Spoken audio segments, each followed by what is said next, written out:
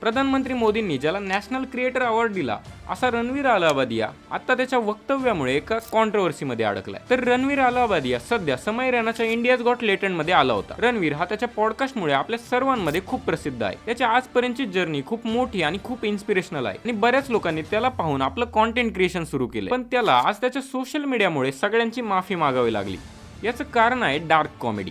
आणि dark comedy काय आधीच्या काळात नव्हती असं नाही, पण डार्क कॉमेडीचा ट्रेंड आजकाल सोशल मीडियावर खूप वाढत चालला आहे आणि बरेच कॉमेडी करणारे लोक सुद्धा डार्क कॉमेडीच्या नावाखाली वल्गर आणि शिव्या देणारे जोक्स मारतात। आता इथे प्रॉब्लेम कॉमेडीचा सुद्धा नाहीये, बिकॉज कॉमेडी इज सब्जेक्टिव्ह। प्रत्येकाची कॉमेडीची चॉईस वेगळी वेगळी असू शकते। काहींना काही जोक्स आवडतात तर काहींना काही जोक्स ऑफेन्सिव्ह वाटतात। प्रत्येक जोकची एक लिमिट असते।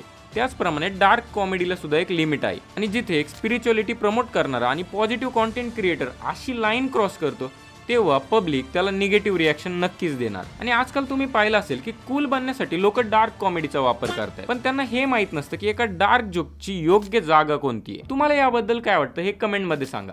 बाय।